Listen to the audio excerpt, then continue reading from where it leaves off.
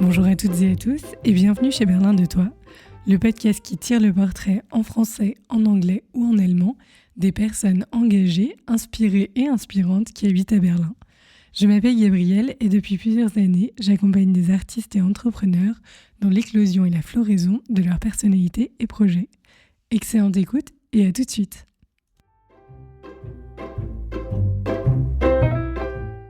Ok, alors, Camille Espagne, bienvenue. Bonjour.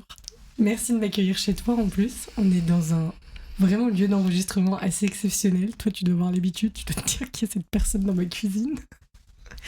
Mais je trouve ça très cool. Ravie que ça te plaise. Camille Espagne, que la plupart d'entre vous qui nous écoutez connaissent sûrement sous le nom de Flânerie Livresque à Berlin. Je donne à ce jour le titre très long, peut-être qu'il sera raccourci sur le compte Instagram. Et pour les personnes qui nous écoutent, on va parler de plein de choses différentes qui vont être très chouettes. Et on va parler de lecture. Et si vous n'êtes pas habitué à la lecture, restez. Parce que nous avons préparé cet épisode pour toutes les personnes qui, peu importe leur accessibilité ou le fait qu'elles lisent ou pas. Tu es d'accord avec moi? Oui. Tu hoches la tête. Trop bien. Alors je te propose, Camille, comme il est de tradition, pour commencer ce podcast, de commencer par te présenter. Donc moi c'est Camille, voilà, comme tu l'as dit, j'ai 29 ans, j'habite à Berlin depuis la fin d'été 2017 et je trouve qu'on se présente souvent en se disant ce qu'on fait dans la vie, mais du coup je vais plutôt dire ce que j'aime, donc j'aime lire, j'aime nager, j'aime beaucoup être dans la nature, faire des balades, des randos, camper, tout ça. Voilà. Et ce que je fais dans la vie peut-être, ou ce qui m'a amenée à Berlin, je sais pas par où commencer. On va commencer par le début, du coup, ce qui m'a amenée à Berlin. J'ai fait des études de droit franco-allemand, initialement. Et du coup, la licence était en France, et le master, on avait le choix entre Berlin ou Munich. J'ai choisi Berlin. Et depuis, je suis restée, mais plus dans le domaine du droit, parce que voilà, ça c'était pas forcément en fait quelque chose qui me correspondait. Plusieurs fois, déjà pendant les études, j'avais eu pas mal de doutes. De manière assez drôle, je m'étais posé la question aussi plusieurs fois, pourquoi pas faire plutôt des études en rapport avec les métiers du livre, l'édition, bibliothèque, librairie, tout ça, mais à chaque fois on m'a dit, bah vas-y, va au bout de ce que tu fais déjà et tu verras ensuite. Et du coup, une fois que ça s'est terminé, j'avais quand même bien envie de rester à Berlin, mais j'étais un peu perdue, je savais pas trop quoi faire. Et j'ai fait une année où j'ai fait un peu des stages. Et de fil en aiguille, je suis arrivée j'ai pu faire un service civique au Centre français de Berlin, donc là où je travaille encore actuellement pour quelques semaines encore. Ça fait 5 ans que je suis là-bas, au Centre français de Berlin, du coup, et voilà. Enfin, du coup, j'ai fait un service civique, un deuxième service civique, ensuite un remplacement de congé maternité, puis ce qui s'est transformé en CDI. Et voilà, donc je sais pas si nos auditeurs connaissent le Centre français de Berlin, sûrement s'ils habitent un peu à Berlin, mais... Alors tu vas nous dire justement, parce que c'était un peu l'idée aussi que je me suis dit, on va en profiter pour faire vraiment la distinction entre tous les différents organismes qui existent, qui concernent les franco-allemands à Berlin. Bon, tous, on va prendre les plus grands, on va dire. Parce qu'en effet, c'est au Centre français que nous, on s'était rencontrés il y a plusieurs mois, je pense. En avril, je crois, pour la fête des francophonies, quelque chose comme ça. Exactement, qui était d'ailleurs super. Très belle organisation. Et du coup, est-ce que tu peux nous dire, c'est quoi la différence entre l'Institut français, l'ambassade de France, le Centre français ? Alors, en tout cas, on confond. Je sais que souvent, il y a des gens qui confondent, en tout cas, le Centre français de Berlin avec l'Institut français, mais le CFB n'a pas pour vocation de donner, par exemple, des cours de langue ou n'est pas que centré sur la culture française / francophone. Enfin, même si on fait beaucoup d'événements aussi en rapport avec ça, mais c'est vraiment ça n'a rien à voir avec l'ambassade de France ou l'Institut français. Enfin, si, un petit peu, on organise des événements en commun ou des choses comme ça, mais le CFB, c'est surtout c'est un centre socio-culturel de jeunesse plutôt, on dirait, donc c'est un acteur qui organise des échanges internationaux de jeunesse, surtout des échanges franco-allemands. Enfin, il y a toujours la dimension franco-allemande dans la plupart des échanges qu'on organise. On organise aussi des mobilités professionnelles. Après, du coup, comme tu as dit, il y a aussi ça va changer un peu dans les mois à venir parce qu'il va y avoir des travaux, mais il y avait un bureau culturel du coup qui organisait énormément d'événements culturels artistiques et culturels, autant pour promouvoir la culture artistique francophone que je dirais sur la scène locale berlinoise. Et voilà. Enfin, du coup, moi j'étais vraiment là, encore une fois, sur plutôt les échanges de jeunes. Dans mon service civique, c'est des échanges de jeunes de courte durée, plutôt d'une semaine de groupe. Mais voilà, on faisait une phase d'une semaine en Allemagne, une phase d'une semaine en France. Et après, là, j'ai plutôt fait coordonner un programme d'échange plus long, qui est un programme d'ailleurs il y a un autre acteur franco-allemand qui existe en Allemagne, c'est l'Office franco-allemand pour la jeunesse. Merci, j'adore. Voilà. Et donc ça, c'est l'acronyme, c'est l'OFAGE. Voilà. Et donc tu travailles avec eux. Donc eux ne sont pas vous. Eux ne sont pas nous. Eux financent beaucoup de projets, et dont le projet en question, enfin le programme d'échange en question dont je m'occupais. Alors, corrige-moi. Il y a l'ambassade de France qui s'occupe de la diplomatie, la représentation gouvernementale, je pense qu'on peut dire, qui s'occupe plus généralement de la politique et des citoyens français en Allemagne. Il y a l'Institut français qui s'occupe plutôt de la promotion de la culture et de la langue française. Le Centre français qui se concentre encore un peu plus sur le côté plutôt social et vie locale. C'est ça, exactement. Et l'Organisation franco-allemande de la jeunesse qui est plutôt un organisme... qui est plutôt un organisme de financement de différents projets qui sont en lien avec le franco-allemand. Je pense qu'on pourrait résumer ça comme ça, oui. Après, ils ont aussi des projets propres, l'OFAGE, donc l'Office franco-allemand pour la jeunesse, qu'ils organisent eux-mêmes, mais voilà. On voit que quand même, il y a eu comme deux grandes constantes. D'un côté, le côté franco-allemand avec tes études, le côté livre aussi, et qui a un rapport avec la transition que tu vas faire après la transition professionnelle. Avant de revenir là-dessus, est-ce que tu peux juste nous expliquer en quoi consistaient les études de droit franco-allemand? J'ai fait une licence de droit classique, c'est-à-dire j'avais tout le même programme qu'un étudiant en droit, on va dire lambda, 100% dans le français, donc toutes les matières qu'on a, le droit des contrats, droit constitutionnel, droit administratif, tout ça. Mais on avait en plus de ça des cours de droit allemand, et des cours après, voilà, des cours de langue aussi en allemand pour nous préparer un petit peu à nos années de master ensuite en Allemagne. Et après, surtout vers la 3e année de droit, c'est un peu là qu'on découvre plus le droit européen, le droit international public, tout ça, le droit international tout court. Et du coup, en arrivée en Allemagne, pour le master, on avait le choix un peu, en tout cas pour le programme à Berlin, je sais que ceux qui ont été à Munich, c'était organisé différemment, mais à Berlin, on avait le choix de nos matières, il fallait quand même que ça ait un certain sens. On avait des matières obligatoires pour continuer à découvrir le droit allemand pur et dur. Donc l'équivalent, le droit des contrats allemands, je sais pas, le droit pénal, le droit constitutionnel allemand, tout ça. Mais on avait aussi beaucoup, comme on était en master et que le titre du master c'était quand même je crois, quelque chose avec droit européen comparé, tout ça. Donc beaucoup des matières européennes, de droit international, un niveau public et tout ça. Et la vocation de ces études, c'est de vous former dans quelle direction exactement? Il y en a beaucoup qui terminent à la fin avocat. En Allemagne ou en France ou rien les deux. à voir? Parce qu'en fait, c'est un cursus franco-allemand. Il faut imaginer qu'il y a aussi les étudiants allemands de Berlin. C'est un programme avec la Humboldt à Berlin. Et les étudiants allemands de Munich aussi. Donc, au final, on n'est pas une énorme promo parce qu'on est quand même, je sais pas combien on était au total. Je pense que de mon année, on était quoi, une quinzaine peut-être de Français, et c'était une dizaine côté berlinois, une douzaine, quinzaine côté munichois. Et du coup, en fait, ça dépend. Je pense qu'il y en a des Allemands qui vont finir par travailler plus tard en France, des Français qui vont rester en Allemagne. Je crois qu'il y a quelques personnes de ma promo qui sont restées en Allemagne, par exemple. Je sais en tout cas pour sûr que deux personnes sont restées en Allemagne. Et je connais aussi, j'ai aussi des amis allemands qui habitent encore qui sont revenus en France après pour le travail. Et alors, est-ce que tu dirais qu'en ayant eu cette formation, quand tu as décidé de rester en Allemagne, ça t'a donné peut-être plus d'appui, plus de certitude, ou plus de confort, ou pas du tout? Tu veux dire le fait d'avoir fait ces études? D'avoir eu un lien avec l'Allemagne, peut-être d'avoir une compréhension, je sais pas, du système judiciaire ou du droit ou légal.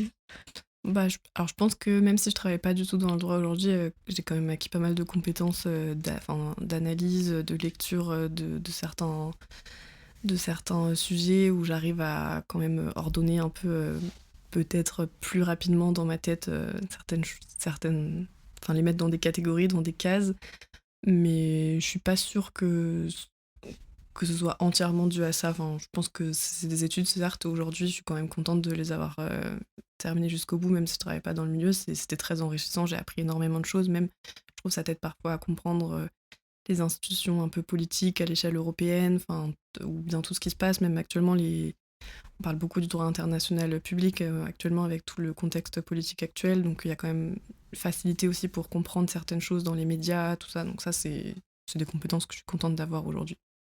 Et quand tu as commencé au Centre français de Berlin, le fait d'être dans un... Alors, je sais pas, tu vas me dire si c'est ça. Hein.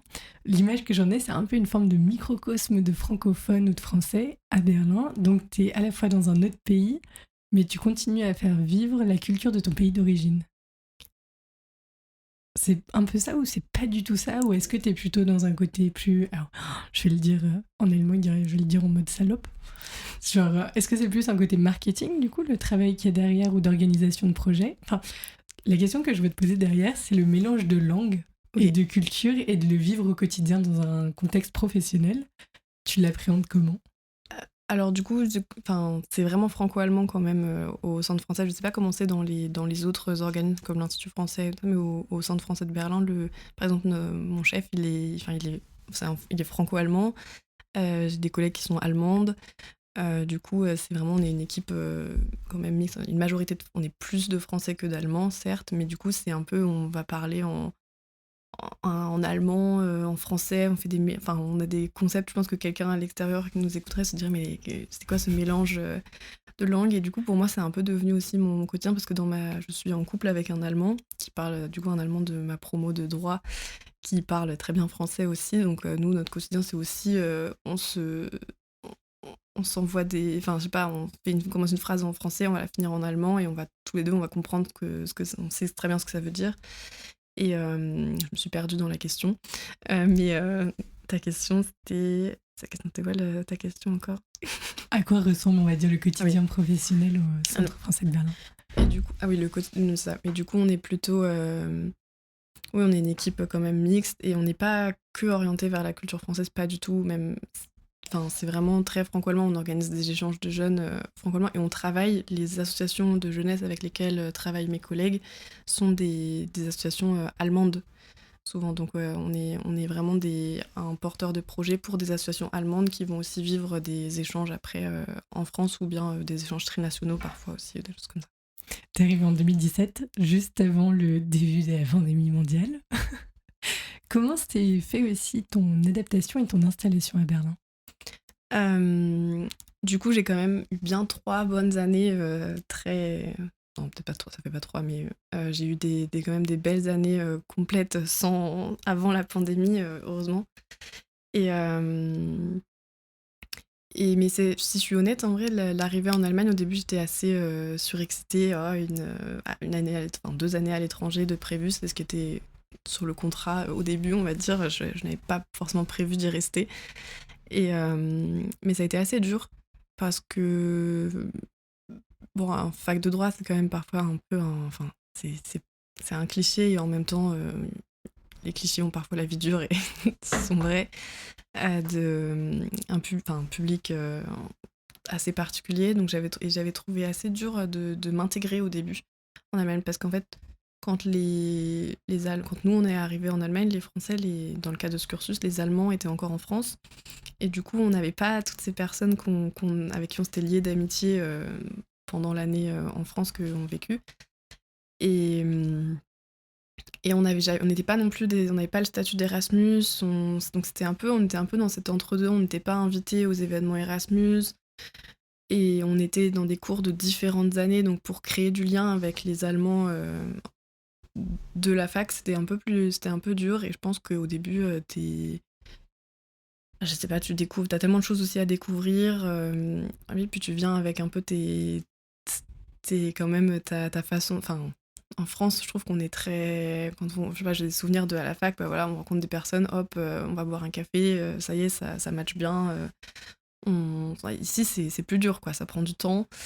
Et du coup, c'était perturbant au début de se dire, ouais, t'as rencontré quelqu'un en cours, tu parles avec cette personne, mais en fait, t'as pas l'impression qu'elle cherche à aller au plus loin enfin, à pousser cette amitié, ou c'est même pas une amitié, mais ce début de rencontre plus loin qu'autre chose. Et du coup, c'est pas toujours facile. Et au début, je me suis même dit, mais mince, est-ce que j'ai un problème? Pourquoi j'arrive pas à rencontrer des personnes? Et où j'avais noté que j'avais quand même cette discussion avec mon copain, on était déjà ensemble à l'époque, mais il était encore en France. Il me disait, mais n'importe quoi, mais si, parce que lui s'était fait plein d'amis, tout ça. Je lui disais, mais non, c'est dur, vraiment, c'est dur. Et bon, après, maintenant, ça va, hein, mais c'est pas... Je dirais que j'ai commencé vraiment en fait, à m'intégrer en Allemagne, à me faire des amis allemands en tant que tel, en fait, après la fac. Donc après 2 ans de fac quand même... alors, et non, j'ai rencontré quand même quelques personnes, hein, mais je me suis inscrite dans un club de natation, parce que j'aimais beaucoup la natation, et du coup, les 2 premières années ici, j'avais pas trouvé de club, je savais pas trop comment ça fonctionnait. J'avais aussi beaucoup d'autres choses à découvrir. Et ça a été vraiment super, parce que je suis rentrée dans un club de natation où il n'y a que des Allemands. Enfin, en tout cas, il n'y avait pas de Français. Donc ça, c'était aussi se lancer dans le bain. T'étais obligé de discuter avec les gens. Et puis, ce que j'aimais beaucoup, enfin, ce que j'aime encore, je suis toujours dans ce club, c'est que c'est assez intergénérationnel. Enfin, c'est du coup un groupe pour des... Il y a des entraînements pour les enfants, mais c'était pour les personnes majeures. Donc, il y a vraiment... On est entre la vingtaine et, je pense, des gens qui ont plus de 60 ans. Et en fait, tu t'entends bien avec tout le monde, et ils organisent des événements pour la fête de Noël, après même avant Pâques, avant les vacances d'été, on se fait encore un barbecue, des choses comme ça. Donc, et j'ai maintenant des très bons amis que j'ai rencontrés par ce biais-là, parce qu'on est quand même une petite... une dizaine à être vraiment fin de vingtaine, début de trentaine, donc où on a on a des points communs, quoi, à ce niveau-là. C'est vrai qu'on n'y pense pas forcément, mais c'est rejoindre une association ou un groupe sportif dans ce sens-là, ça te met déjà une discipline. Parce que bon, il faut bien que tu ailles aux entraînements, j'imagine. En effet. Et comme tu dis, après, il y a toute la vie de ce qu'il y a autour de cette association ou de cette rencontre de personnes.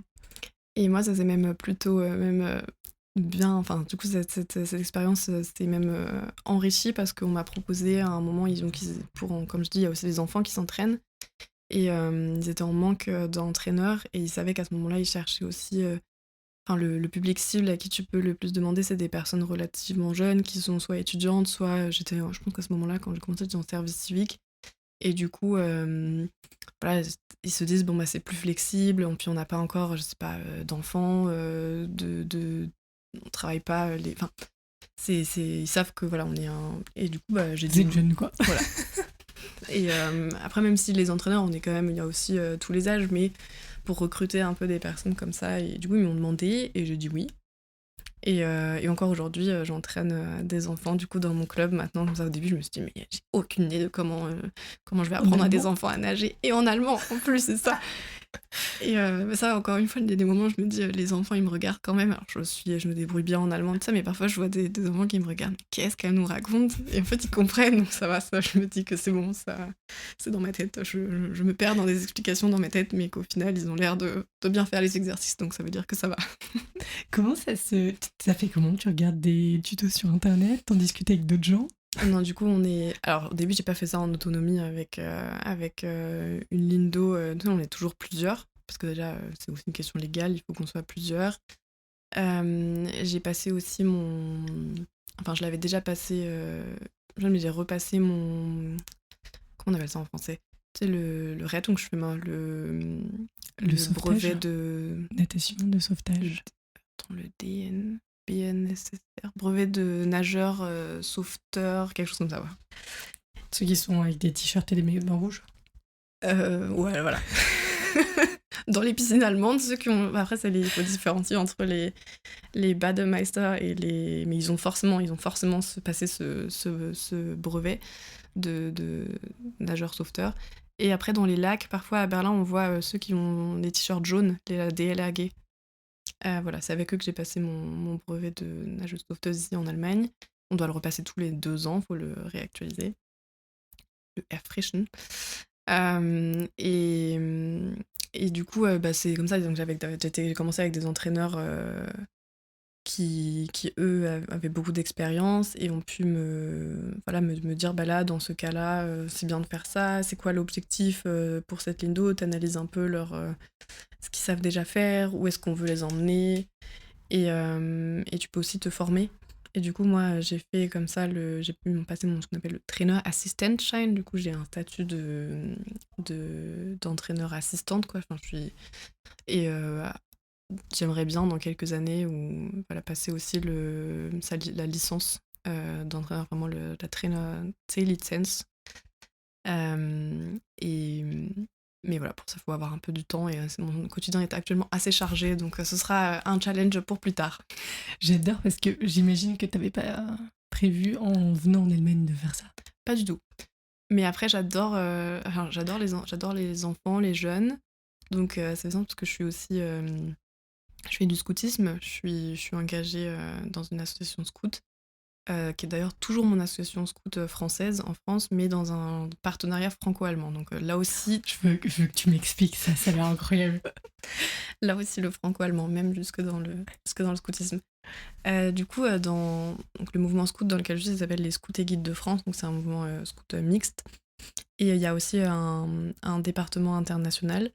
Et du coup, pour permettre de vivre soit donc, des jeunes, je dirais, souvent c'est ceux qui sont à partir de 13 ans ou donc qui peuvent vivre des camps à l'étranger et du coup qui vont partir avec leur groupe pour les vacances, pour un camp d'été à l'étranger, ou bien ce qu'on appelle les compagnons, qui sont des tranches d'âge entre 17 et 19 ans, qui eux montent des projets en autonomie et souvent partent aussi une de leurs années à l'étranger.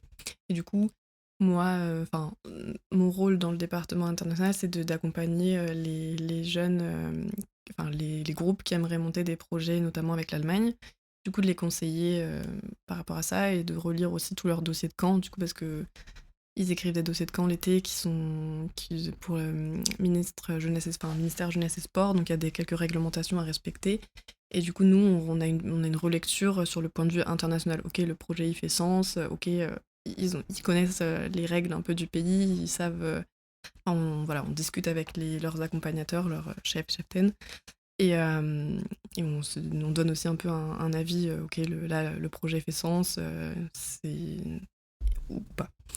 Et du coup, on a une association partenaire, notre équivalent en Allemagne, qui est Scout, et du coup, on organise aussi vraiment des événements scouts franco-allemands pour former les chefs et cheftaines, enfin leurs accompagnateurs, à partir avec leurs jeunes aussi dans des contextes comme ça franco-allemands.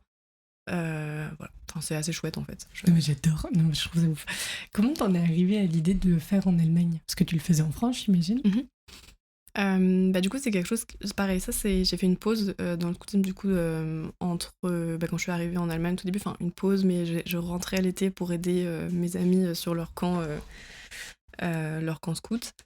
Et d'ailleurs je remercie les amis qui ont continué à me proposer ça même quand j'étais à l'étranger. Ouais, Et franchement, pardon, je fais une mini parenthèse big up à les amis en France qui continuent d'inviter aux anniversaires, aux mariages, peu importe, bien qu'on soit à l'étranger, parce que franchement, je pense qu'on peut à peu près dire qu'on vient dès que c'est possible, et je trouve ça trop chouette. Pardon, parenthèse fermée. Mais tout à fait, t'as raison de le dire. Et je trouve que c'est quand on habite à l'étranger qu'on se rend compte aussi qui sont ses vrais amis, enfin, il y en a qui t'oublient pas quoi, et où voilà, c'est agréable. Et du coup, on était sur les scouts. Et j'ai un peu fait des recherches. Au début, je me suis dit, je vais rejoindre un groupe allemand, tout ça. Mais alors, j'avais du mal à trouver des informations. Puis du coup, quand je me renseignais un peu auprès de moi, les gens n'avaient pas l'air de trop connaître ou on me regardait avec des yeux scout, qu'est-ce que c'est que ça? Enfin, pourquoi tu veux faire ça et tout. Parce que je trouve qu'il y a quand même parfois pas mal de jugements encore sur ce que ça veut, enfin, ce que c'est que d'être scout et... T'as raison parce qu'on n'a pas du tout expliqué ce que c'était, donc peut-être qu'on fait une petite explication pour les gens qui connaissent pas du tout, en effet. Alors il y a un cliché, les gens pensent que c'est forcément lié à la religion souvent catholique, mais en fait non, parce qu'il y a des mouvements scouts partout dans le monde. et liés, peu importe la religion, et même des mouvements de scouts athées, même des mouvements bouddhistes aussi. Et par exemple, là, cet été, j'ai fait un projet d'un camp international, enfin interculturel et interreligieux, où du coup, il y avait des scouts du Liban, des scouts du Rwanda, des scouts de Côte d'Ivoire et des scouts de Tunisie, et du coup des scouts de France. Donc, voilà, ça a lieu en Tunisie, donc c'était un projet vraiment interculturel et interreligieux, et c'est c'est incroyable et hyper enrichissant aussi de voir quelles autres pratiques ont les autres pays, en fait, quelles sont leurs pratiques et pour vivre le scoutisme, quoi. Parce que alors moi j'ai fait les scouts unitaires de France, donc encore un autre mouvement qui pour le coup est un peu plus tourné vers la religion. Mais alors, tu sais que quand j'y repense, je me dis ça fait partie quand même des expériences, je pense, qui m'ont le plus formée dans la personne que je suis devenue. Parce qu'on t'apprend à faire du feu quand t'as 12 ans, c'est fou quand même. Enfin, c'est vraiment... Qui a le skills de cuisiner des pâtes carbo sur un feu de bois que t'as fait toi-même, quoi. Ou de monter sa tente, ou de... Je trouve que cette dimension-là, donc pour les gens qui... Pour faire un petit résumé, c'est des personnes qui ont entre, je crois, 13 et 17 ans. Ah, ça dépend. Enfin, en tout cas, nous, dans le mouvement dans lequel je suis, les Scouts et Guides de France, ça commence même à partir de 6 ans. Mais vraiment, on va dire à partir de 8 ans, t'as différentes tranches d'âge. T'as les 8-11 ans, c'est ce qu'on appelle les louveteaux-jeunettes. T'as après les du coup 11-13 ans, c'est les scouts et guides, et après nous du coup il y a les 14-17 ans, c'est les pionniers et caravelles, et après les compagnons, et après tu peux être aussi chef ou cheftaine et accompagner les jeunes ça. Et en fait il n'y a pas, à l'inverse de d'autres mouvements, en tout cas il n'y a pas enfin tu t'es pas obligé de t'arrêter, il n'y a pas d'âge pour arrêter le scoutisme. Enfin, c'est pas parce que après là je sais pas, t'as atteint 25 ans, je sais qu'il y a parfois des mouvements où c'est le cas et du coup tu peux plus accompagner les jeunes, mais il y a toujours quelque chose, tu pourras toujours faire quelque chose dans le mouvement. Et dans l'autre sens, il n'y a pas d'âge non plus à partir duquel tu peux plus commencer. Non. Donc tu peux commencer à n'importe quel âge. Tu peux commencer à n'importe quel âge, absolument. Et l'idée, d'ailleurs tu vas me dire si c'est comme ça que moi je l'ai dans mon souvenir, c'est que tu t'engageais généralement pour une année et tu as différents événements organisés tout au long de l'année, et c'est basé sur la philosophie de... Baden-Powell. Le fondateur du scoutisme, c'est Baden-Powell. J'ai pas osé Baden-Powell. le dire, mais oui, c'était ça.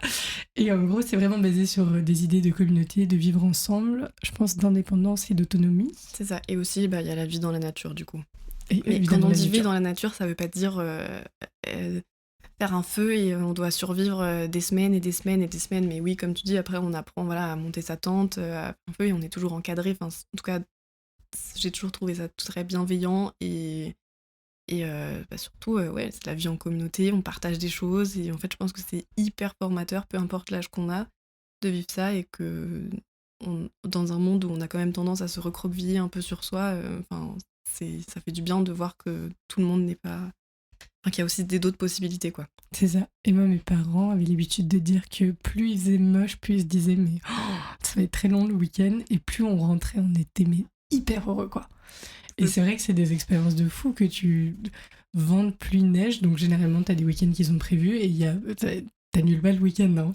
Non. T'as pas le choix en fait. Et puis comme tu t'es engagé aussi vis-à-vis d'un groupe, c'est pas parce que t'as trop de devoirs que tu viens pas, du coup tu sais que le reste de ton groupe sera là. Donc c'est aussi, je trouve, tu t'apprends à t'organiser aussi quelque part, et même plus tard, après quand t'es chef ou cheftaine, c'est aussi, tu mènes ça à côté de tes études.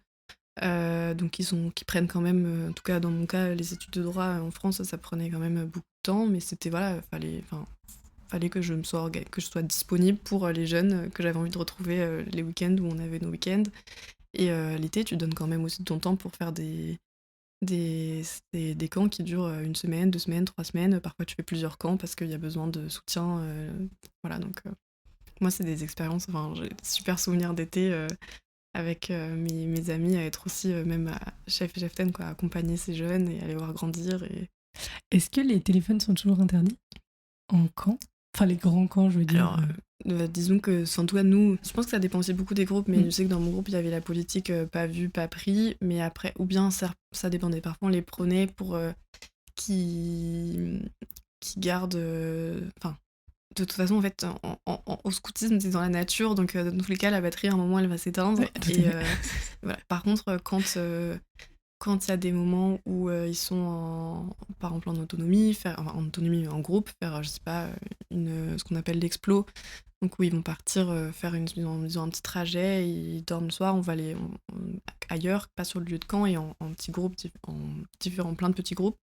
Et nous, on va les voir le soir pour être sûr qu'ils sont bien arrivés. Et tout ça, là, ils ont leur téléphone, on leur redonne leur téléphone, on les a chargés avant. Et voilà, parce que là, il faut qu'ils puissent nous prévenir s'il y a un problème. Mais oui, mais je dirais que les téléphones ne sont pas forcément interdits, mais dans tous les cas, tu pourras pas le recharger. Non, c'est vrai. Moi, je trouve que la liberté, vraiment la liberté, autonomie, le vivre ensemble et le côté nature qui est derrière, je trouve que ça a été... Je m'en suis pas rendu compte quand je l'ai vécu, mais a posteriori, je me disais, ouais, ça a quand même eu beaucoup d'influence sur pas mal de... soit de traits de personnalité ou comment ça te construire, en fait. Très, très cool. Donc, est-ce que ce serait correct de dire que tu as pris les choses que tu aimais en France et que finalement, tu as réussi à en trouver une alternative allemande qui correspondait à ce que tu avais vécu? On peut dire ça comme ça, oui. Parce que du coup, c'est aussi... voilà, ça me manquait, du coup, comme j'avais pas trouvé de groupe allemand, où c'était un peu compliqué je comprenais pas bien comment rentrer dans un groupe allemand, et ce que je lisais parfois sur internet, sur les pages internet de certains groupes, je me disais, voilà, c'est quand même très différent de ce que je fais. Au début, j'étais un peu réticente. Et du coup, une très bonne amie des scouts qui a glissé mon nom, je ne sais où, enfin je ne sais comment, et où à un moment on m'a proposé de dire, eh, voilà, il existe aussi la commission franco-allemande, on a un partenariat entre les deux associations, est-ce que ça te dirait d'en faire partie et de nous rejoindre? Et voilà, comme ça je l'ai intégré. C'est génial que même à ce niveau-là, ça existe. C'est beau quand même. Hein. Ouais. C'est vraiment, tu sais, il y a le multiverse où t'as tout qui existe en franco-allemand. Je pense qu'il y a beaucoup de choses en vrai, parfois dont on n'a même pas conscience, mais voilà. Mais du coup, ouais, ma vie est parfois presque trop franco-allemande, et c'est un peu ce qui m'a poussée à avoir envie d'un moment là, être plus, je sais pas, de découvrir un peu plus le niveau local, parce que en fait, en arrivant en Allemagne, c'était rassurant. Bon, que les études, mais c'était franco-allemand, mais voilà, je savais qu'il y avait la fac française derrière. Après, ce volontariat, bah, quand même, je dis c'est moitié français, moitié allemand, même s'il y a un peu une majorité de français. Euh, du coup, oui, j'ai jamais travaillé encore dans un endroit 100% allemand. Et du coup, c'est un peu, je me suis dit, j'aimerais bien. Et, et j'avais quand même toujours cette idée en tête, comme j'aime beaucoup la lecture, j'aime beaucoup les livres, j'aime beaucoup les jeunes. Et que j'ai eu plusieurs fois cette réflexion, même au lycée, puis après, pendant mes études, quand je disais à un moment je voulais arrêter tout ça, des autres opportunités et autres cursus qui existaient, qui pourraient me plaire. Et à chaque fois, c'était, je me disais, les formations vers les métiers du livre, il y a des licences, des DU, tout ça. Et je me suis dit, mais est-ce que ça existe? Enfin, ça doit exister en Allemagne. Et j'ai rencontré aussi des personnes, quand je me suis posé un peu ces questions, j'ai rencontré des libraires et des bibliothécaires, enfin, des gens qui travaillent en bibliothèque, c'est pas forcément des bibliothécaires, mais... et je leur ai posé un peu des questions, tout ça, et je me suis dit, en fait, surtout, je me suis rendu compte que j'ai pas la fibre entrepreneuriale, en tout cas pas pour le moment. Donc je me suis dit, la librairie, même si t'es salarié au début de ça, mais l'idée, ça peut être un jour, tu vois, tu pourrais en monter une avec ton projet, un peu comme tu pourrais avoir. Mais et j'ai trouvé vraiment ce que font, enfin les tâches de ce que, attends, je me perds encore, mais je trouve que les bibliothèques, en fait, elles jouent un rôle essentiel beaucoup dans les quartiers aussi des villes, donc c'est vraiment à l'échelle locale. Et elles travaillent avec des publics très variés, dont aussi vraiment beaucoup de jeunes, plus des adultes, des personnes âgées. Et elles font plein de projets trop chouettes. Et du coup, lors de ce compte, il y a aussi quelqu'un qui m'a parlé de ce master qui existait, donc le master que je fais actuellement. Donc j'ai repris des études en octobre 2024 en parallèle du travail. Et ça s'appelle Bibliotheks- und Informationswissenschaft. Et du coup, pour travailler à terme dans une bibliothèque. Voilà. À Berlin, en Allemagne. En Allemagne, ouais. Et alors, comment c'est de reprendre déjà de te décider de reprendre des études? J'imagine que ça se fait pas non plus sur un coup de tête, mine de rien. Ça se fait pas sur un coup de tête, mais ça s'est quand même fait relativement... je pense que j'avais un peu toujours cette idée, cette envie, ce rêve de un jour faire autre chose, et avec comment combiner encore cette passion qui est pour moi les livres, les médias, tout ça, mais sans que ce soit forcément 100% ça, quoi.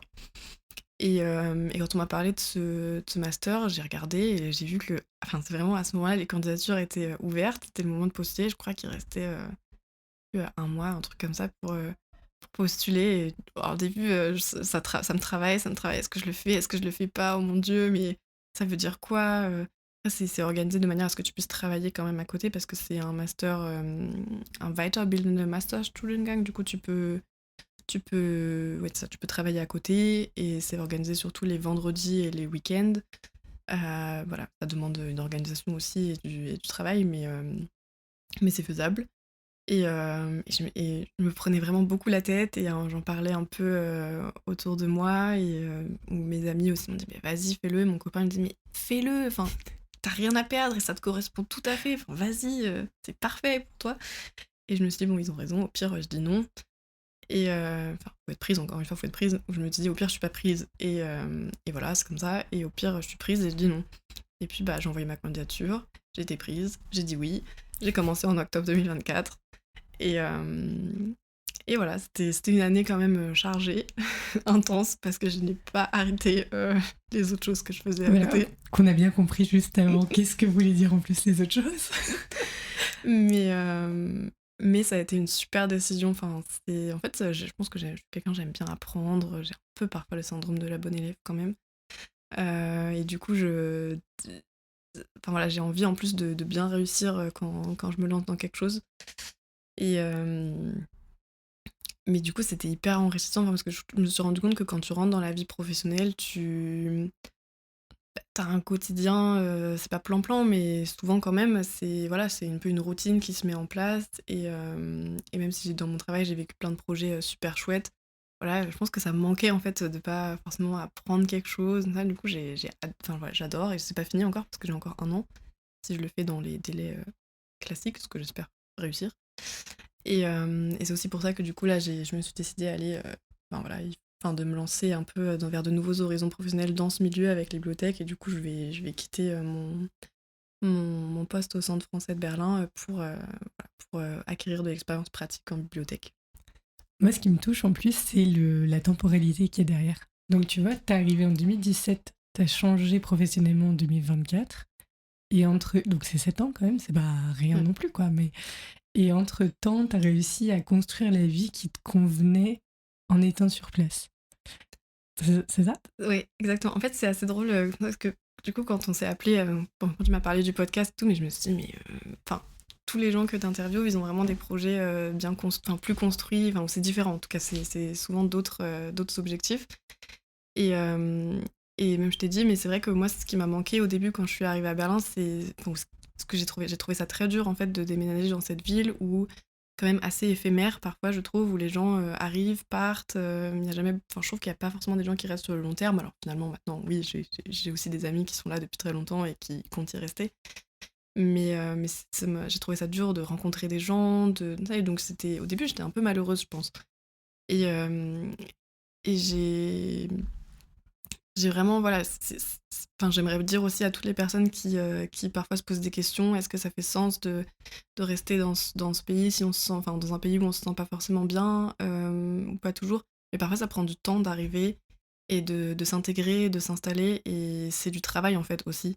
Enfin, c'est beaucoup d'investissement de soi, donc il faut avoir aussi les ressources et l'énergie pour voilà, essayer de parfois se prendre des vents, pour faire parfois des mauvaises expériences, mais pour à la fin aussi avoir des super belles expériences et arriver à un quotidien dans lequel tu te sens bien et qui te ressemble.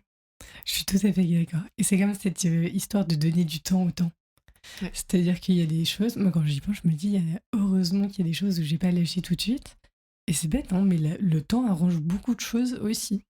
Et c'est pas juste que ça te donne une autre perspective, c'est que si t'es un peu actif et que t'essaies d'autres choses, tu sèmes des graines et en fait au bout d'un moment il y a plein de choses qui arrivent d'un coup, mais c'est vrai que ça prend du temps. C'est ça. Je pense que de toute façon c'est la philosophie de la vie en général. Enfin, même je pense quand on habite dans le pays dans lequel on est né, rien ne sera linéaire. Enfin, il y aura toujours des difficultés auxquelles on devra faire face, des moments de vie plus durs que d'autres. Enfin, une relation, c'est aussi du travail. Dans son travail, quand on a un travail, arriver, comprendre ce qui se passe au début, voilà, ça prend beaucoup d'énergie de comprendre quels sont les processus, tout ça, puis à la fin, on est peut-être plus dans une routine, mais toutes les étapes de notre vie, je pense, c'est un peu comme une montagne, quoi. Il y a des moments plus durs, il y a des moments c'est faut monter, il y a des moments c'est plat, il y a des moments ça descend, et, c'est la vie, en fait. Bien résumé. Et t'as une constante, en tout cas, sur toutes ces années, j'ai l'impression qu'il était quand même la lecture. Ça te vient d'où? C'est une passion que ma maman m'a transmise. C'est une grande lectrice. Moi, j'adore lire depuis que je suis toute petite. Je me souviens même du moment où je ne pouvais pas encore lire. Enfin, parfois, je visualise encore certains albums de jeunesse qu'on m'a lus.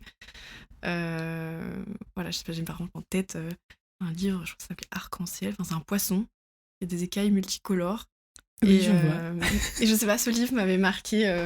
Très beau. J'ai grandi à La Réunion aussi, donc je l'ai pas dit, mais. Et du coup, je sais pas, c'était un livre que j'associais à la mer et au poids. Enfin, voilà. Et ce livre, je sais pas, j'en garde encore, là, je visualise encore la couverture du livre enfant, quoi. Adulte, aujourd'hui adulte. Enfin, dès que j'ai pu après lire par moi-même, tu vois, je pense au CP, enfin, ce sentiment, je me rappelle encore de fierté de pouvoir lire toute seule des livres et ce que je voulais et pas être obligée.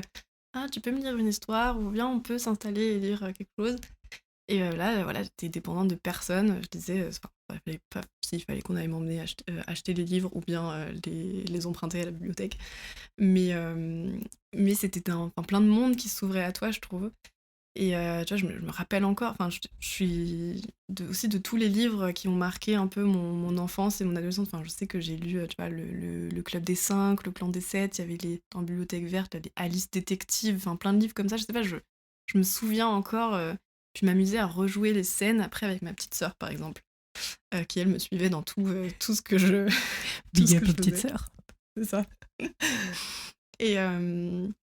Et après, tu vois, j'ai une passion, je sais pas pourquoi, mais pour les romans un peu historiques. Il y avait comment elle s'appelle, Evelyne Brizou-Hélène ou quelque chose comme ça. Je sais pas, elle écrivait des livres un peu sur plein de périodes de l'histoire. J'adorais. Après, j'ai eu une passion Louis XIV, la cour du roi Soleil. Ah, je les ai toutes lues. Voilà, il y avait les demoiselles du roi Soleil. Les colombes du roi Soleil, voilà. Exceptionnel. Pareil, je les ai tous lus. Il y en avait même une qui était sur un bateau pirate, enfin, Henriette pirate ou quelque chose comme ça, je sais plus comment elle s'appelait. Et du coup, ouais, enfin, c'est des. Je pense que c'est vraiment ça te fait voyager et c'est aussi un temps calme quelque part pour toi, mais ça développe ton imagination. Enfin, en fait, on n'avait pas le droit de regarder trop la télé. Et ou quand on la regardait, c'était vraiment plutôt en famille, un film ou des choses comme ça. Et du coup, la lecture, tu pouvais t'évader et surtout t'imaginer toi-même les personnages. Enfin, encore aujourd'hui, tu vois, quand je préfère lire le livre avant de voir le film, s'il y a une adaptation ensuite. Et parfois, je suis là, mais j'imaginais pas du tout comme ça. Enfin, je trouve que c'est le pouvoir de l'imagination qui se cache derrière la lecture, il est énorme. Je suis tout à fait d'accord. Je trouve que c'est une bonne règle à garder. Est-ce que, pardon, du coup, de toujours lire avant d'aller voir le film, parce qu'en plus, souvent, le film va remplacer l'image que tu avais en tête. Une fois que tu l'as posée quelque part. Et moi, j'avoue qu'il y a des films que je regarde pas parce que j'ai tellement une image précise de la personne que j'ai pas envie de le changer. Je me dis tant pis. Moi, j'aime bien voir parfois quand même ce qu'ils ont fait, ou du coup je ressors hyper contente, ou bien souvent quand même un peu déçue, parce qu'on peut pas tout, c'est impossible dans le livre il y a tellement de possibles, et dans le film ils sont forcément obligés de faire des choix cinématographiques. Et voilà. Harry Potter reste quand même le meilleur exemple d'un livre qu'il faut lire avant de le regarder au cinéma, parce que l'univers est tellement incroyable que... Oui. Mais je pense qu'aujourd'hui, je sais pas comment ça se passe pour les jeunes générations, parce que nous, les livres étaient sortis, enfin je pense qu'on a à peu près le même âge, mais les livres étaient sortis avant les premiers films. Après, on attendait quand même les livres, il y avait des films qui sortaient, mais là, aujourd'hui, quand tout est disponible, et puis là, je crois qu'il va y avoir même une série qui va sortir, je me demande comment ça va être pour les nouvelles générations comme ça qui vont arriver à l'âge de 11-12 ans, vont pouvoir découvrir les livres et les films. Je sais pas comment ça va se passer. Est-ce qu'ils vont continuer à les lire ou est-ce qu'ils vont les regarder d'abord? Mais ouais, j'étais d'ailleurs en train de me demander, c'est vrai qu'il y avait mais il y a eu ça avec Game of Thrones, il me semble quand même, où les gens attendaient encore le prochain livre avant de regarder, enfin même les acteurs attendaient le prochain livre pour voir qu'est-ce qui allait se passer avec leur personnage, quoi. Si, C'est c'est quand vrai. même de sacrées époques. Est-ce que quand tu as commencé à travailler ou tu es passé à un autre rythme professionnel, moi j'ai remarqué que c'est une habitude que j'ai perdue à ce moment-là. Est-ce que ça a été le cas pour toi aussi? Comment est-ce que tu l'as remis en marche? Ah non, non, moi c'est plutôt l'inverse. Je dirais que je l'ai perdu enfin, un petit peu, même si j'ai toujours lu, mais pendant mes études, pendant la licence notamment, où le rythme était hyper soutenu. Et là, je lisais un peu moins. Mais et en fait, en arrivant après en Allemagne, donc au début dans le cadre des études, là j'ai continué à lire beaucoup. Mais du coup, je suis allée m'abonner à la médiathèque de l'Institut français aussi, puis dans une bibliothèque de quartier allemande. Et, euh, et après, du coup, quand j'ai commencé vraiment à travailler, je pense que j'avais même plus de temps à nouveau pour lire. Voilà. Pour les personnes qui nous écoutent, qui eux ne lisent pas du tout, que vraiment un livre est frais, et je dis ça vraiment sans aucune condescendance, je peux imaginer qu'il y a des gens qui se disent je veux pas commencer parce que je vais être trop frustrée de pas réussir à arriver au bout, et du coup voilà. Qu'est-ce que tu leur dirais, qu'est-ce que tu recommanderais? Moi, je dirais qu'il n'y a pas de bonne ou de mauvaise lecture. Enfin, du moment que tu lis quelque chose qui te plaît, en fait, il n'y a personne qui a le droit de juger ce que tu lis. Enfin, je pense à par exemple une amie qui m'a avoué récemment qu'elle aimait lire des romances qui finissent plus ou moins tout le temps pareil, mais voilà, elle adorait ça, mais que souvent elle a même acheté tu sais, ou cousu une pochette pour que dans le métro, personne voit le titre de ton livre. Alors bon, je comprends parfois qu'on puisse faire ça, mais je dirais, il n'y a pas de honte. Enfin voilà, on lit ce qu'on a envie de lire, et il n'y a personne qui peut juger ça. Enfin, je trouve vraiment, c'est faut pas faire ça. Et bah, faut juste se lancer, et puis parfois c'est pas le bon moment, c'est OK aussi, et après il y a des passions. Enfin, tu vois, moi je déteste courir par exemple. Alors, j'adore nager, mais j'aime pas courir. Enfin, si on n'aime pas ça, c'est aussi OK en fait, ça arrive. Et par contre, pour les personnes qui parfois ont envie de lire et ne trouvent pas le temps, un grand changement de ces dernières années chez moi quand même, qui m'a permis de vous dire, c'est de plus prendre mon téléphone au lit le soir. Il se met à charger, enfin je le mets à charger dans une autre pièce, et du coup j'ai un autre type de réveil, et du coup je lis le soir avant d'aller dormir aussi, en fait, parce que j'avais remarqué que je scrollais beaucoup, beaucoup, beaucoup, et du coup je lisais moins, parce que j'avais quand même souvent cette habitude plus jeune de lire le soir avant d'aller dormir, qui s'était perdue avec l'arrivée du smartphone. Euh, et encore plus maintenant, quand des réseaux sociaux et tout. Et du coup, finalement, après, je prenais mon livre. En fait, il était trop tard et je dormais, quoi. Tu trouves que la lecture, elle t'a permis d'avoir accès à quoi? Plein d'imaginaire. Alors, je lis quand même principalement des romans. Donc voilà, moi, c'était vraiment pour m'évader. Je sais que je lis de temps en temps quelques essais et j'aime bien ça, mais mon grand dada, ça reste les romans. Enfin, c'est pour m'évader, et peu importe d'ailleurs. Souvent quand même, c'était beaucoup des romans contemporains, même si je me suis refait tous les Zola par exemple, parce qu'au lycée j'avais une passion, enfin j'ai découvert un Zola et je me suis dit waouh, mais c'est un génie ce gars. Et du coup j'ai eu envie de tous les lire, et ça je l'ai fait plutôt adulte là. Euh, et c'est pas ça, ça me calme quand je suis trop stressée. Enfin, en fait, ça me permet vraiment de m'évader. Donc, quand je suis stressée, en fait, ça va, je vais penser à autre chose. Quand je suis trop, je sais pas, un peu surexcitée ou que j'ai besoin de me calmer, ça va me calmer, parce que voilà, c'est calme comme activité quand même plutôt.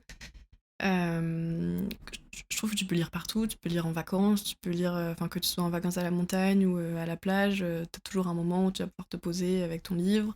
Tu peux lire en hiver comme en été, tu peux lire dans les transports, voilà, enfin, je trouve qu'il y a tellement d'occasions pour le faire, et du coup, c'est des petits moments un peu, oui, moi, ça m'apaise et ça me permet de m'évader, quoi. Et alors à quel moment t'as décidé de créer ce compte Instagram où tu fais des revues de lecture?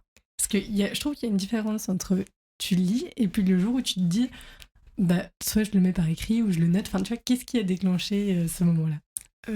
Alors, c'est vrai qu'il y a un moment, je me suis... Parce que du coup, notamment à la fac, j'avais pas forcément... Mes amis lisaient pas trop autour de moi, donc j'étais parfois un peu frustrée de pas pouvoir parler des bouquins que je lisais, que j'avais bien aimés, ou j'avais envie de les prêter parfois à tout le monde, mais mes amis étaient là, oui, oui, enfin, j'ai pas trop le temps de lire, du coup je lis pas, ou ça c'est trop gros, non. Et j'étais un peu, je sais pas, voilà, j'avais envie de partager quand même ça.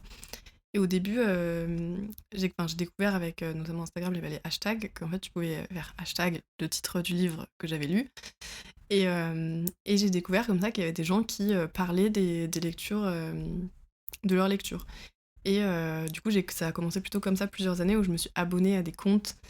J'étais là, waouh, c'est trop bien, et ça me donnait des idées de lecture. Et non, puis un jour, je me suis dit, bah en fait, peut-être que je pourrais faire pareil aussi. Et voilà, et du coup, hop, en quelques clics, c'était fait. Il y a beaucoup de comptes qui ont des.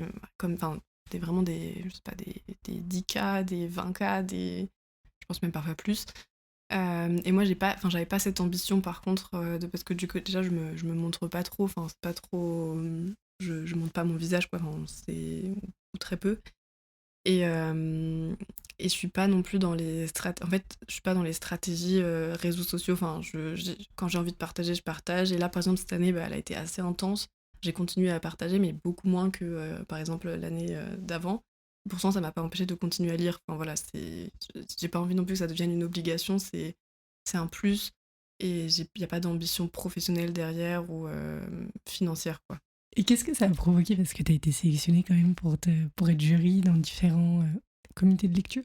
Oui, des prix de lecture. Bah, alors tu candidates souvent pour ces jurys, donc tu t'envoies une espèce de candidature, tu remplis un formulaire en ligne et ça c'est chouette. C'est trop cool. Le rêve. Parce que tu peux, bah, tu as plein, enfin tu as l'occasion aussi de découvrir enfin moi c'est surtout que j'ai découvert des livres que j'aurais pas lus en fait, et qui en fait étaient géniaux, et parce que je me serais dit à la couverture, faut pas juger un livre à sa couverture, mais je me suis dit ah non c'est pas pour moi, ou en lisant le résumé genre et en fait bah, là aussi ça t'ouvre plein d'horizons différents, et tu découvres parfois même des nouveaux genres. Par exemple dans un des prix ça il y avait trois catégories, un roman, un document et un policier. Et les policiers, je sais que j'en lisais beaucoup quand j'étais ado, mais ça j'ai arrêté maintenant d'en lire parce que je trouve souvent les mécanismes, voilà, enfin, on se dit, ah bon bah il se passe quelque chose, ça va être résolu, voilà. Et, et en fait, bah, j'ai renoué un peu avec ce genre, ou découvert à nouveau des super policiers, thrillers et tout ça, et c'est chouette aussi, tu vois, enfin, c'est ce que je disais tout à l'heure, en fait, il n'y a pas de on peut tout lire, il faut pas se sentir jugé, il faut pas juger sur les autres sur ce qu'ils lisent, quoi. Et les publications que tu fais sur Instagram, le fait qu'il y a des gens qui lisent, qui réagissent aussi, ça a apporté quelque chose? Bah, ça, du coup, c'est ça que j'aime, c'est du coup le partage. Et comme je disais, du coup, la lecture en soi, c'est une activité assez solitaire, mais en fait, tu peux partager avec plein de gens sur les lectures que tu fais. Et du coup, les réseaux, c'est plus ça enfin, c'est ce que ça m'a apporté. Et j'adore parce qu'il y a quand même des personnes qui m'envoient aussi des messages parfois privés, et qui me disent ah voilà, j'ai offert ce livre à ma maman, ou j'ai offert ce livre à ma sœur. Et du coup, bah, parfois des gens que j'ai jamais vus dans la vie en fait, dans la vraie vie, mais avec qui je papote en ligne, donc un peu comme à l'époque quand il y avait, enfin moi, j'ai pas trop le droit de faire ça, mais mes amis qui parlaient avec des gens sur MSN et tout ça. Voilà, c'est comme ça, mais avec les réseaux et sur une passion commune, et tu te rends compte qu'en fait, voilà, il y a plein de gens qui lisent et de tout, et ça me permet de continuer aussi à découvrir d'autres choses, parce que bah voilà, il y a par exemple, j'ai découvert un peu comme ça plus de science-fiction, alors que j'étais pas trop adepte, et j'ai lu quelques livres comme ça, et en fait, ça m'a plu. Euh, ouais, voilà. Est-ce qu'il y a aussi dans les... Tu te fais une liste en début d'année? Est-ce que tu as une liste de livres que tu aimerais lire dans ta vie? Enfin... J'ai une liste beaucoup trop longue de livres à lire un jour qui sont sur mon téléphone, mais qui n'a pas de fin, j'ai l'impression, parce qu'à chaque fois que j'en ai, il y en a d'autres qui se rajoutent. Et parfois, c'est un peu le problème où là, par exemple, cette année, je me suis dit, enfin, du coup, cette année, on va dire scolaire, à partir de septembre, je me suis dit, tu sais, c'est l'année où il y a toujours, enfin, le moment où il y a la rentrée littéraire, là, l'été, la grosse rentrée littéraire, on va dire. Il y a tellement de livres qui sortent, mais c'est vraiment, ça devient, enfin, pas indécent, mais tu pourras jamais tout lire, quoi. Et je me suis dit, mais aussi, il y a parfois, j'achète des livres au moment de la rentrée littéraire, mais en fait, j'en ai déjà d'autres à lire. et à la fin, ils sont déjà sortis en poche au moment où je vais les lire. Donc je me suis dit, cette année, tu te calmes, tu en achètes moins. Et j'ai vraiment fait un peu plus de tri sur ceux que je voulais acheter. Et je me suis dit, j'aimerais bien vraiment lire tous les livres qui sont dans dans ma bibliothèque que je n'ai pas encore lus. Et essayer de pas trop en acheter ou m'en faire. Enfin, si on m'en offre, ça compte pas, on va dire. Mais voilà, ce sera mon petit challenge, je pense, de l'année. Mais sinon, je me fixe pas d'objectif, non. Parce que ça, je trouve que ça doit être un plaisir. Et voilà, ici, il y a des moments où bah, je lis un peu moins parce que je sais pas, je suis plus fatiguée. Ou par exemple, là, combiner travail, partiel, engagement associatif, c'était challengeant à 2 périodes de l'année quand il y avait les partiels. Bon, bah, j'ai un peu moins lu, quoi, mais c'est ok. Ouais, je te demande parce que moi j'ai commencé il y a, je pense, 3 ans, ça fait la 3e année que je fais ça, à noter, ouais, ça doit faire 4 ans, je pense, que je fais un petit, tu vois, je fais une petite note avec ce que j'ai pensé du livre, ce que j'avais jamais fait avant. Et en fait, à la fin de l'année, quand tu regardes, et t'es là, oh waouh, j'en ai lu autant que ça et tout. Et pour le coup, moi j'ai un problème avec une liste de films, de trucs que je n'arrive pas à voir pour le coup, mais le livre, pour le coup, je l'ai pas du tout. Parce que c'est pour ça que je te demandais par curiosité. Moi, pour le coup, je me suis mis un objectif où je me dis, ok, j'ai envie de lire 2 livres par mois cette année. Donc je sais que mon chiffre, tu vois, c'est 24. Et ce que ça m'a apporté de le prévoir entre guillemets et de regarder. Donc tu vois, je prépare une page sur le site internet du podcast où je mettrai toutes mes lectures. Mais en fait, ce qui est assez agréable, c'est que j'ai une vue d'ensemble. Et pour le coup, moi, je lis des livres qui vont de la fiction à roman, aux Arp-Bûcha. Donc je vais encore le citer une fois parce qu'il était exceptionnel. Mais il y a un livre qui s'appelle Ressentir et qui parle de l'odorat. Par le bout du nez, il s'appelle. Tu l'as lu? Non, mais en fait, j'ai cru que je confondais avec un autre livre, mais c'est Résister, c'est pas du tout Ressentir. Ressentir, c'est le nom d'un podcast, je crois que c'est pour ça que j'ai mélangé dans ma tête. Et tu vois, c'est un livre qui parle de l'odorat. Et en fait, ça m'a ouvert des horizons que j'ai trouvé fous. Et c'est pour ça que je voulais te demander, parce que du coup, j'ai un peu plusieurs thématiques sur lesquelles je vais lire. Et là, par exemple, tu me parles d'historique et je me dis, ça fait des lustres que j'ai pas lu un roman. Enfin, justement, quelque chose qui se concentre plutôt sur une période historique. Ouais, j'en ai un pour toi. Trop bien. Lequel? Ça s'appelle L'affaire de la rue Transnonain. Ok. De Jérôme. Je l'ai lu cette année et je te le recommande. Je pourrais regarder si je l'ai encore dans la bibliothèque. Ça marche. Je t'avais demandé, en préparation de ce podcast, si t'avais des lectures qui t'avaient marqué ou ce genre de choses. Et vu qu'on parle de franco-allemand, j'ai quand même envie de te demander, parce que moi, il y a un pas que j'ai pas encore passé, c'est de lire un livre en allemand. Pourtant, je maîtrise la langue, tu vois, mais moi, je fais partie de la team où je me dis, enfin, j'ai un vrai blocage avec l'objet livre en allemand. Et je fais un coucou évidemment à Hélène Cole parce que j'ai été la voir faire une modération à propos de Camembert Diagramme, qui est un livre en allemand écrit par une journaliste allemande à propos de la France. Et donc il y a des chapitres comme Wurst und Widerstand. Tu vois, et en fait, elle fait un mélange entre des clichés et elle explique ce qu'il y a derrière. Et ça m'a vraiment donné envie de le lire. Mais alors, du coup, est-ce que toi, tu en as à nous recommander? Du coup, je lis un peu en allemand, même si je lis principalement en français. Mais ça, pour le coup, c'était un objectif que je m'étais fixé à un moment de lire en allemand, d'oser, et au moment où j'essayais de vraiment progresser dans la langue pour apprendre. Mais à chaque fois, je trouvais ça assez dur, en fait, parce que ce que j'aime aussi dans la lecture, c'est de croire parfois tu vois, il y a un peu quand même des phrases que je trouve très belles, ou j'aime bien noter des citations. Tu me demandais si j'avais quand même des habitudes de lecture, je note mes citations, des citations de livres que j'ai bien aimés et tout ça. Je l'ai fait ça aussi. Ça, c'est un bon tip. Et parce que j'adore revenir après, feuilleter les pages du carnet. Ah ouais, voilà. Mais du coup, à chaque fois, j'étais un peu frustrée parce que ça prenait du temps. Parce que, enfin, il faut avoir lu toute la phrase jusqu'à la fin en allemand pour comprendre où on veut en venir. Le fameux verbe. Non, mais.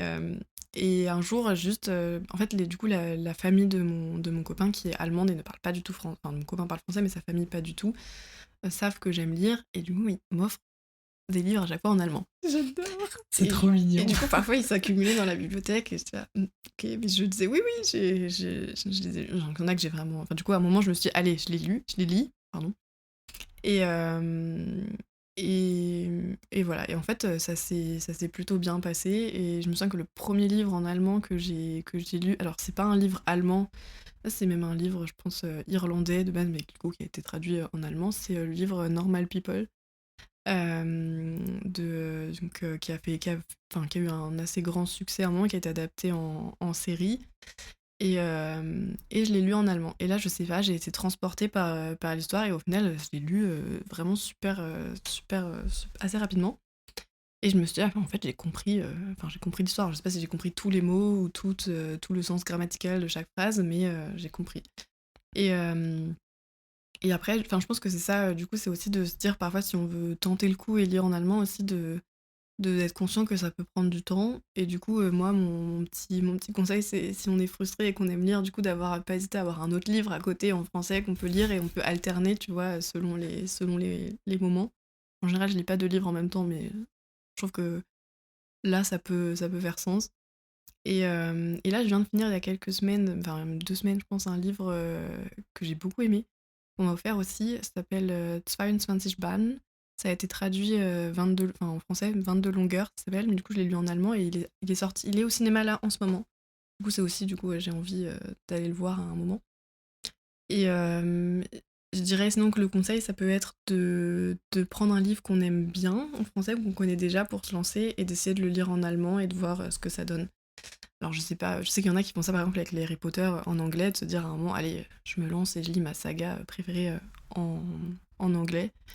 Je sais pas ce que Harry Potter en allemand donne, mais ça peut être un tips par exemple ou un conseil. Enfin, donc j'ai pas forcément un livre en allemand en particulier à recommander. Je me suis un peu creusé les méninges en me disant, ah mais en fait je pense que vraiment faut aller en bibliothèque. Ça coûte pas cher. En plus, un abonnement annuel, c'est 20 €, 25 € par an. Enfin, par an, hein. Même, oui, je crois que c'est ça. C'est sûr, c'est pas plus que ça.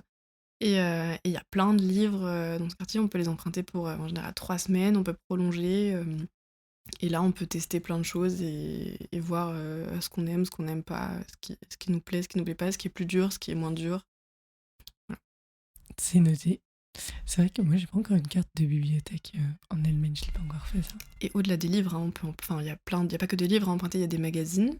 Donc tous enfin, je sais pas, les journaux, les magazines qu'on aime parfois lire ou acheter. Il y a des DVD, si on a encore un lecteur DVD. euh, ou bien qu'on a un ordinateur qui peut encore accepter la fente pour le DVD ou le CD. Euh, et ça, vraiment, j'adore aussi, emprunter des DVD. En plus, parfois, t'as même des films, enfin, tu peux les regarder en version originale, et tu te dis, en final, c'est une soirée aussi film, mais pas Netflix et je scroll, mais DVD. Mais c'est vrai que c'est un bon. Moi, je pense que les premiers livres que j'ai lus, entre guillemets, livres pour le coup, mes magazines en allemand qui sortaient du contexte du travail, j'ai commencé par Elle Allemagne. Et j'ai trouvé que c'était un vrai plaisir à lire en allemand, du coup, parce que. En plus, il y a pas mal de sujets quand même sociétaux, locaux, etc. C'est intéressant de voir la différence avec le français, pour le coup. Ouais. Parce que c'est quand même pas la même chose. Mais oui, en effet, je parle de Elle parce que j'ai vu qu'à l'Institut français, il y avait Elle et Télérama. Et vraiment, c'est mes lectures de quand je rentre en France, moi j'adore. Donc ouais, c'est vrai que c'est une bonne indication. Mais ça, il y a plein. Et puis tous les mois, enfin, ils sont là tous les mois, tous les mois ou toutes les semaines, selon le type d'hebdomadaire que c'est. Enfin, faut juste. Et en plus, on peut même réserver des médias même s'ils sont dans une autre bibliothèque, on peut parfois les faire venir dans ta bibliothèque de quartier. Donc, je sais pas, mettons, il y a un livre qui soit disponible, je sais pas, à Marzahn et toi, t'habites à Tegel. Ah ben voilà, tu peux même le commander pour que il soit parfois disponible dans ton autre bibliothèque. Enfin, il y a tout un réseau, en fait. Voilà, donc c'est très pratique et il faut pas hésiter à le faire. Puis en plus, ça fait sortir de chez soi. Ça fait sortir de chez soi et souvent on a quand même une bibliothèque de quartier donc qui est en général pas très loin de chez soi non plus. Enfin, je veux dire par exemple à l'Institut français, là selon où on habite, il y a un petit peu peut-être de trajet à faire et tout ça pour emprunter des livres francophones. Mais des bibliothèques allemandes de quartier, il y en a dans chaque quartier, donc il y en a plusieurs par quartier. Je sais pas, à Pankow par exemple, je crois qu'il y en a 5 ou 6, je sais pas, peut-être que je dis des bêtises, mais à Reinickendorf, il y en a aussi, je crois aussi 5 ou 6. Et voilà, donc tous les quartiers ont comme ça plusieurs bibliothèques. Il y a une bibliothèque principale et après il y a des petites bibliothèques, quoi. Mais juste une question par rapport à ça, à niveau logistique. Est-ce que ta carte de bibliothèque est valide partout ? Et oui, c'est grâce à ce réseau, la carte de bibliothèque allemande qu'on s'est fait dans une bibliothèque berlinoise est valable dans toutes les autres bibliothèques berlinoises du réseau. Alors ça, je vais te demander, parce que moi, je trouve que mon intégration à Berlin est quand même aussi passée par le fait de découvrir la ville. Et bon, il y avait un truc que j'ai pas vraiment pu mettre en place, mais je trouvais que tu vois l'échange d'appart assez cool. Si tu te dis, je passe un week-end à Schönberg, quand j'habite à Friedrichshain, par exemple, je trouvais ça assez chouette. Mais sinon, je trouve que c'est pas mal de se fixer un objectif de promenade. Parce que c'est grand Berlin, et du coup, si tu te dis, ok, je vais visiter, bah, je sais pas, parce que à mon avis, elles sont belles en plus, les bibliothèques à Berlin. Enfin, tu dois voir de tout, j'imagine, mais... Oui, voilà, je pense que tu vois de tout. Voilà. Mais du coup, c'est vrai que ça peut se coordonner ensemble dans une journée plus large et tu t'en profites pour aller découvrir des cafés, un coin, etc. quoi. Mais c'est marrant parce que dans un des cours du coup que j'ai eu dans ce master là cette année, alors je sais plus exactement quel cours c'était, mais je sais qu'il y a un moment une question en introduction, enfin très à l'allemande du coup, où la prof pose une question et tout le monde répond, tu vois, tout le monde participe et la question c'était qui fréquente les bibliothèques aujourd'hui, les bibliothèques publiques, parce qu'il y a aussi les bibliothèques universitaires, mais là je parle de bibliothèques publiques. Et il y avait du coup comme c'est un master enfin réorientation professionnelle ou bien pour des personnes qui travaillent déjà dans le domaine mais qui ont juste pas le diplôme. On est de tout âge dans ce master. Et du coup, il y en a plusieurs qui sont, on va dire, mamans, qui disent quand il pleut, parlez mamans, qui sont avec les enfants. Et tout le monde a rigolé. Du coup, je me suis dit, ah oui, c'est vrai, en fait, dit on est à la Spielplatz, et puis en fait, il se met à pleuvoir, on n'a pas les affaires de pluie, on finit à la bibliothèque, et ils sont avec les enfants peuvent feuilleter des livres, les parents en ont emprunté. Et je trouve ça drôle, enfin, du coup, c'est vraiment tous les pubs. Enfin, c'est ça. Là, dans cette logique-là, je trouve qu'il y avait vraiment. C'est pas forcément une destination à laquelle on va, mais du coup, c'est une solution de repli en cas de mauvais temps. Je trouvais ça chouette aussi comme idée, quoi. C'est noté. Dans les livres que tu as lus, quelles ont été les grandes... je t'ai demandé, genre, claques littéraires, tu vois, genre vraiment des livres qui ont changé. Qu'est-ce qu'ils ont changé? Alors, attends, parce que j'en ai même pris un où j'ai même pris une citation. Trop bien. Parce que, et du coup, petite dédicace à mes... Oui, je fais partie d'un club de lecture avec qui sont maintenant devenues des copines. Et du coup, c'est un livre qu'on a lu dans ce cadre. Ça s'appelle Une éducation de Tara Westover, Westover, je sais pas comment on prononce. Probablement comme c'est américain, Westover. Et du coup, ce livre, je sais pas, je l'ai lu sans trop d'attente. C'est même pas moi qui l'avais proposé. Enfin, je sais plus. C'est une copine du coup, Sarah, coucou, qui l'a proposé, je crois. Et en fait, j'ai commencé et j'ai été embarquée dans. C'est, je pense, quand même un assez gros livre, mais c'est une histoire vraie. Et il m'a tellement marqué qu'encore aujourd'hui, enfin, je l'offre à des. Donc, on a dû le lire il y a quand même bien 3 ans. Et encore aujourd'hui, je l'offre à des personnes, ou je le conseille vraiment à des personnes, tellement il m'a marqué. C'est du coup donc l'histoire de Tara, qui grandit en fait avec 6 frères et sœurs dans une famille mormone, mais surtout adepte du mouvement survivaliste. Donc autant dire que ses parents croient que un jour l'électricité sera coupée et je sais pas, qu'il y a il n'y aura plus rien, quoi, un blackout ou je sais pas, comme ça, et du coup se prépare à ça dans cette éventualité-là. Et du coup, c'est vraiment toute son enfance, elle est consacrée à se préparer à ça, donc à faire des réserves, être autosuffisant, ce qui en soi est pas... Enfin voilà, mais c'est dans l'extrême, je crois qu'ils ont même pas le droit d'aller à l'école, parce que l'école va leur laver le cerveau sinon, ou va les éloigner de Dieu, enfin des trucs comme ça. Et en fait, cette fille, un jour, elle réussit à faire des études supérieures. Je ne vais pas dévoiler comment, enfin, c'est toute son histoire sur ça. Et ce livre, je trouve, il m'a fait vraiment prendre conscience quand même de la chance qu'on a d'être dans des pays où l'école est quand même obligatoire. Et l'importance de l'éducation, justement, si jamais tu atterris dans des familles peut-être qui ont d'autres opinions, ce qui arrive en fait souvent, mais du coup tu as aussi le droit de te former ta propre opinion et d'avoir une opinion très différente de celle de tes parents. Et je sais pas, il y a une citation qui m'avait marquée justement, que j'ai retrouvée dans mon carnet de citations. Non, c'est pas vrai, elle était sous le... Je crois que je l'avais notée, justement j'ai fait un post sur ce livre et je l'ai noté en dessous, c'est comme ça que je l'ai retrouvée. Du coup, c'est toutes mes années d'études avaient existé afin que je puisse m'offrir ce privilège, voir et vivre plus de vérités que celles qui m'étaient données par mon père et me servir de ces vérités-là pour me construire mon propre esprit. Et je sais pas, enfin, j'ai trouvé ce livre vraiment très fort et il m'a marqué. Et je crois qu'après, j'ai même été lire toutes les interviews qu'il y a pu avoir d'elle pour dire, mais c'est vraiment une histoire vraie, ça. Et parce que ça se lit presque comme un roman, je trouve. Enfin, on est là, mais c'est pas possible, mais c'est pas possible. Mais... Et c'est une histoire vraie, voilà. C'est son témoignage, c'est elle-même qui raconte sa propre histoire. Donc voilà, Cool. je le recommande vraiment. Beaucoup, beaucoup, beaucoup. Est-ce que ce serait aussi ton livre que tu offrirais à tout le monde? Ou est-ce que tu en aurais un autre?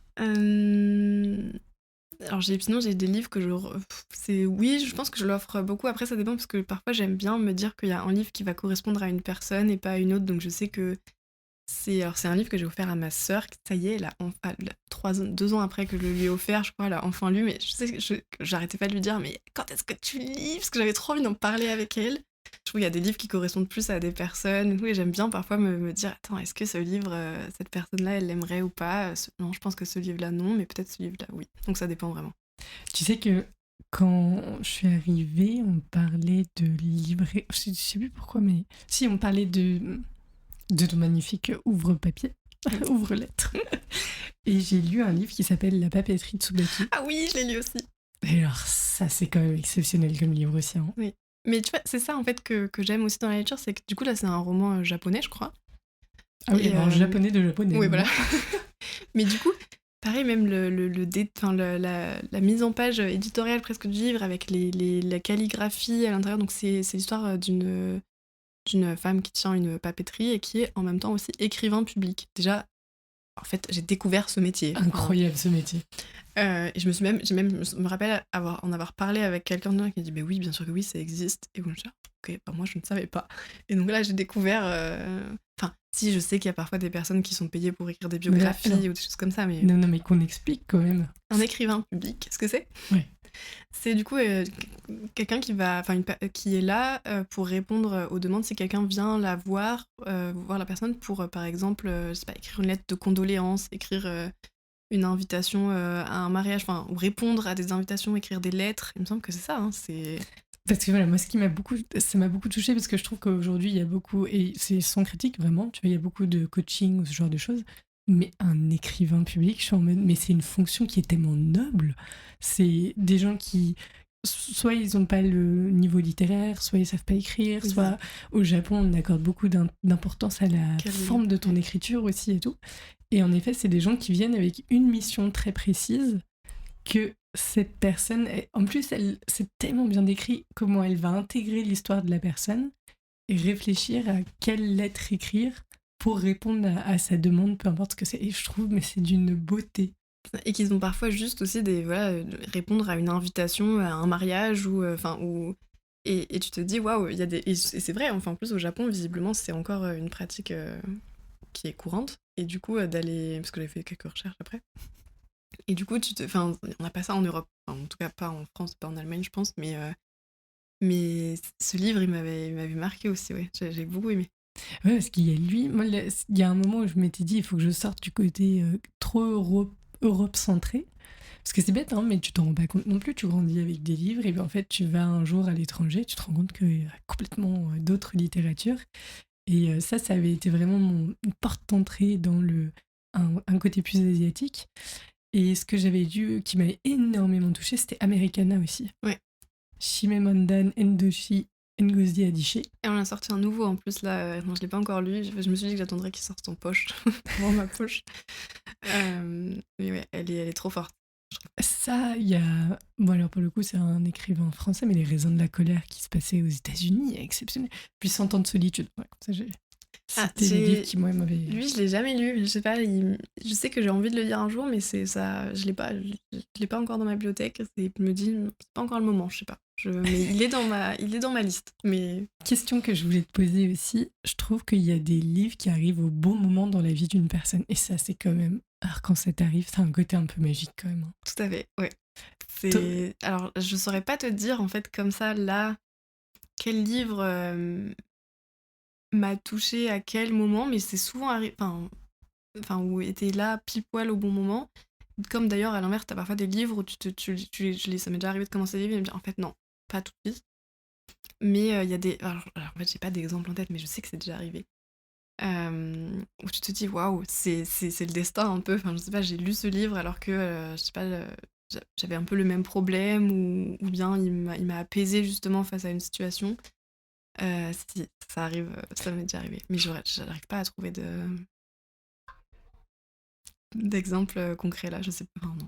Mais c'est un bon point aussi, le fait que je pense que quand la vie, on peut le voir comme on veut, hein, est-ce que la vie t'envoie des signes ou quoi, mais c'est vrai que les livres, d'un sens, ils sont porteurs de trucs quand même, c'est fou quoi. Ouais. Et ça a un autre... Pardon. Non, mais je trouve aussi, surtout enfin, aussi, il y a des livres, parfois c'est pas forcément le livre dont tu avais besoin à ce moment-là, enfin, où il avait pas... Mais le souvenir que tu en gardes. Enfin, moi, je me souviens, tu vois, il y a un livre que je conseille aux personnes, ça s'appelle Le Prince des Marais de Pat, alors là non plus je sais pas comment on prononce, Conroy, bon c'est aussi un livre américain, mais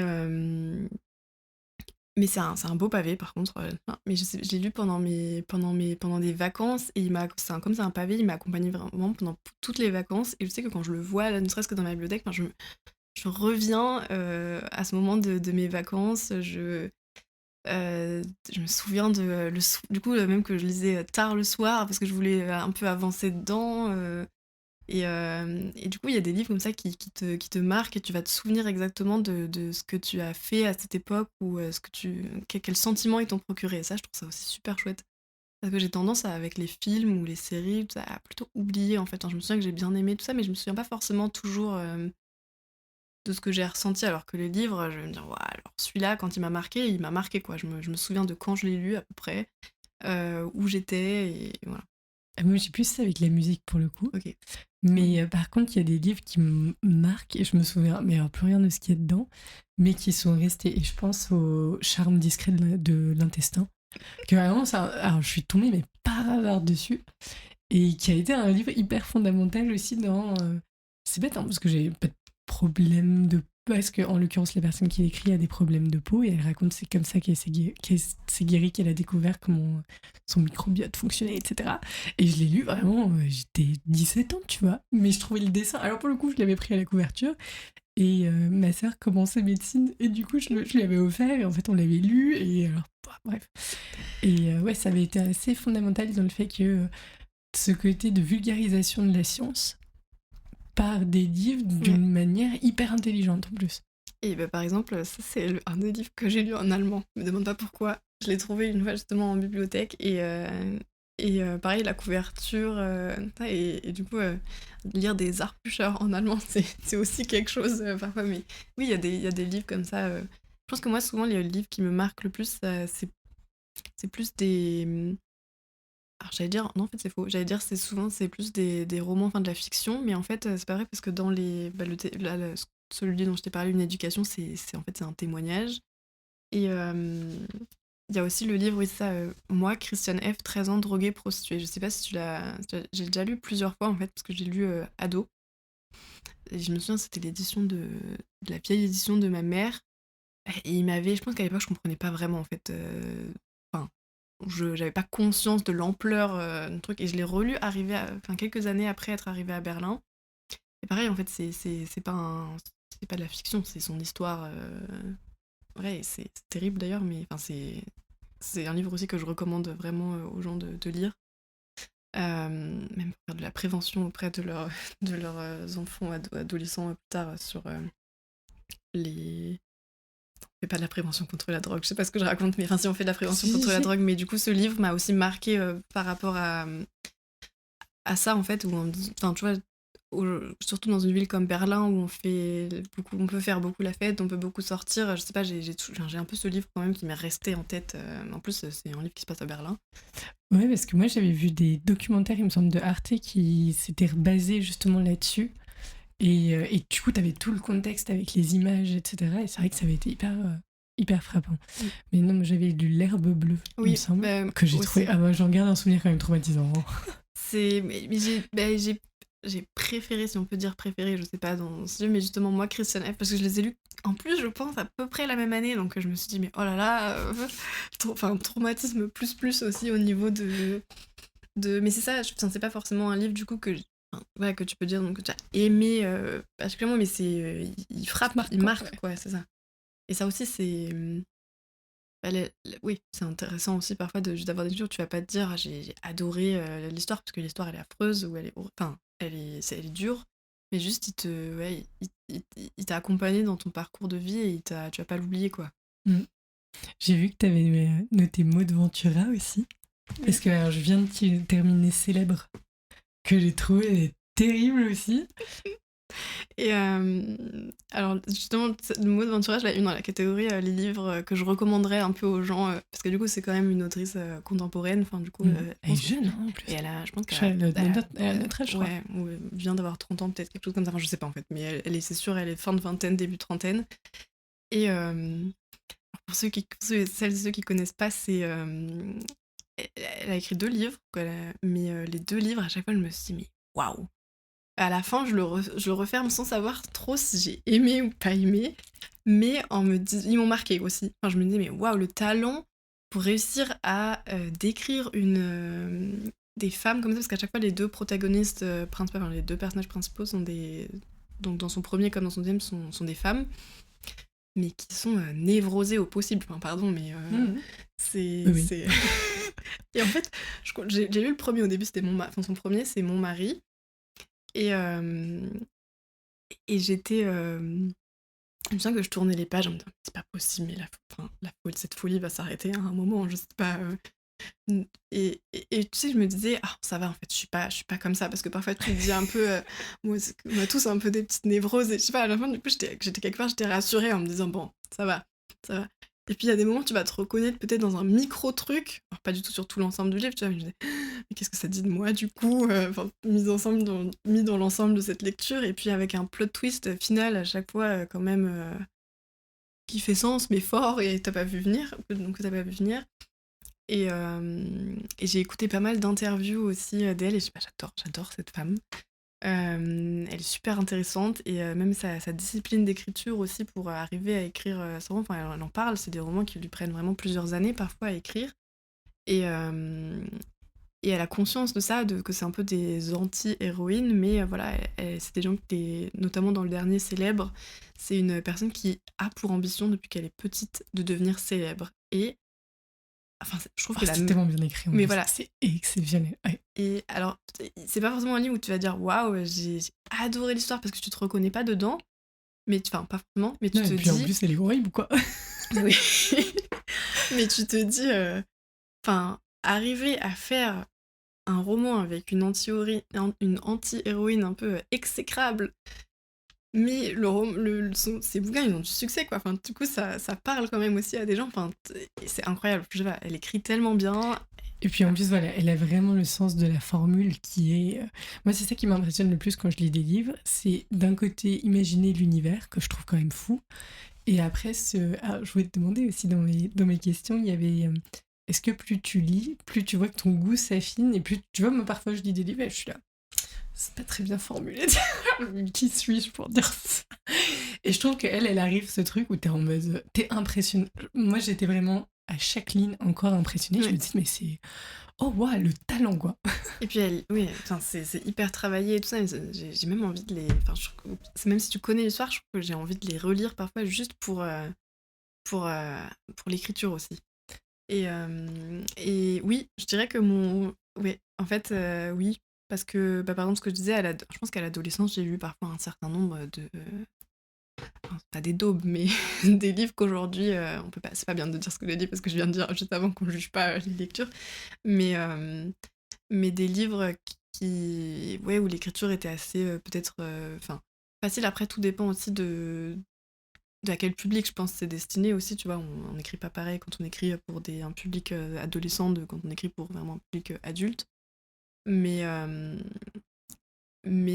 par exemple, cette amie qui lit qui aime bien lire des romances un peu très, très, très, très à l'eau de rose, je me t'ai dit, vas-y, je vais lire un des bouquins, et en fait, voilà, c'est pas mon style, enfin, j'ai pas aimé, j'ai pas trouvé ça super bien écrit, je trouvais que c'était assez facile dans les twists qu'il y avait, mais même dans l'écriture, comment c'était présenté, ou bien je me disais, oh là là, enfin, je sais pas, j'étais vraiment parfois un peu agacée par certaines choses, mais c'est très personnel. Et, et je pense qu'il y a à l'inverse, il y a des livres parfois qui sont hyper exigeants, et je me dis, oh là là, mais en fait, j'ai l'impression de pas avoir le niveau, mais faut se concentrer, tu vois. Donc ça dépend aussi, je pense, dans quel état d'esprit t'es, ce que tu recherches en lisant le livre. Je suis tout à fait d'accord. Et l'idée, c'est plutôt de dire qu'en plus, ça aiguise ton goût. Et je trouve ça intéressant de voir que du coup, bah, tu vois que tu changes aussi, que tu deviens. C'est même pas histoire de dire plus picky pour plus picky, mais en fait, c'est marrant de voir que quand. C'est comme quand tu t'habitues à la bonne nourriture et cuisiner toi-même, bah, tu changes ton. Enfin, Ouais. c'est pas une question de niveau d'exigence, mais c'est vraiment tu changes et tu formes ton goût. Et je trouve ça beau de se dire que ça se fait aussi dans l'écriture, quoi. Ou dans les lectures, en l'occurrence, dans ce cadre-là. Attends, je vais te demander quelque chose. On avait parlé de célèbres. Oui, alors, en même temps, je me suis rendu compte que je lisais beaucoup de femmes. Et alors, pas que c'est quelque chose que j'ai envie ou quoi, mais je trouve qu'en ce moment, on a quand même il y a une trend ou une tendance de fond en ce moment où justement, il y a plein de femmes qui écrivent sur des femmes et qui écrivent des femmes qui sont justement beaucoup aussi de anti-héros ou des personnages humains. Moi, celle qui me touche énormément, c'est Julia Carnino. Ah, j'adore aussi. Ah ouais, j'ai lu le livre Maria et ça fait partie de mes grands coups de cœur de cette année. Et je voulais te demander si tu avais remarqué, donc tu nous as dit que tu aimais beaucoup les romans, et est-ce que parfois tu as des choses qui se révèlent à toi après où tu te dis, tu vois, moi quand je regarde les podcasts, je me dis c'est marrant, j'ai des thématiques de podcasts parfois à certains moments, tu vois. Tu veux dire par là si est-ce que je lis certains livres, certaines catégories de livres par moment plus que par d'autres? Par exemple, est-ce que tu te rends compte, oh c'est marrant, moi en ce moment je lis des livres de femmes qui parlent de femmes. Oui. Ah oui, parce que je pense que, par exemple, il y a des thématiques que j'aime beaucoup et que j'adore les livres qui parlent de, par exemple, enfin, qui mettent en scène des adolescents et le passage un peu à l'âge adulte. Je sais pas pourquoi. Enfin, j'ai des livres, par exemple, Nicolas Mathieu dans Connemara. Non, pas Connemara, non, c'est l'autre, Leurs enfants après eux. Ça parle un peu de cette thématique-là. Le livre que je suis en train de lire, je pense que ça retrace un peu des adolescentes qui étaient amies et qui sont devenus adultes et leurs chemins se sont séparés, mais c'est un peu des passés présents, mais c'est un roman de la rentrée littéraire, sous leur pas les années, quelque chose comme ça. Et du coup, ça, c'est des thématiques. En fait, je vais lire ça dans enfin, la 4e de couverture d'un livre et je vais me dire, ah, c'est un peu ce que j'aime, il y a tous les ingrédients pour me plaire, donc j'ai quand même souvent des livres enfin, des thématiques qui reviennent, mais juste qui sont quand même tout à fait à chaque fois traitées de manière très différente, quoi. Mais je lis pas, enfin ça m'arrive, enfin, en ce moment je pense que je lis aussi beaucoup de livres enfin, écrits par des femmes. C'est pas un critère, mais je me rends compte que j'ai quand même pas mal d'autrices dans ma bibliothèque. Pareil. C'est vrai que moi, c'était pas un critère non plus, mais c'est vrai qu'il y a une écriture, une sensibilité qui me touche pas du tout de la même manière, quoi. J'en ai trop forte. Là-dessus. Est-ce que donc, tu nous as recommandé des livres allemands, tu nous as parlé de certaines de tes claques littéraires. Encore une? Dis-moi. Non, il y avait un autre livre, enfin c'est pas forcément une claque littéraire, mais une autrice aussi que j'aime. Une autrice que j'aime bien, qui est une autrice italienne. Alors pas celle à laquelle tout le monde pense, Elena Ferrante, celle qui avait écrit la saga L'Amie prodigieuse. Mais je pense plutôt à elle s'appelle Silvia Avallone. Et donc je l'ai dit en français, enfin je ne parle pas italien, donc chaque fois j'attends les traductions. Mais j'adore, j'en ai lu plusieurs d'elles et j'adore. C'est des romans qui... Enfin, c'est à chaque fois à des thématiques quand même assez sociales. Et ça se passe en Italie souvent.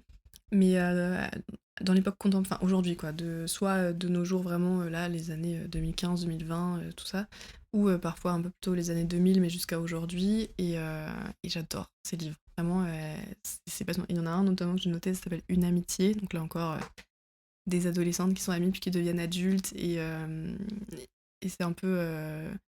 je sais pas, enfin, en plus là, c'est vraiment ancré je crois que c'est quand elles sont adolescentes, c'est les années 2000, et je sais pas pourquoi, alors j'ai pas été forcément adolescente, j'étais enfant dans les années 2000 plus que adolescente, mais j'ai aussi connu ça, les débuts des blogs, ça, et en fait elle parle aussi de tout ça, et ça retranscrit un peu une époque aussi, certains souvenirs, et comment c'est...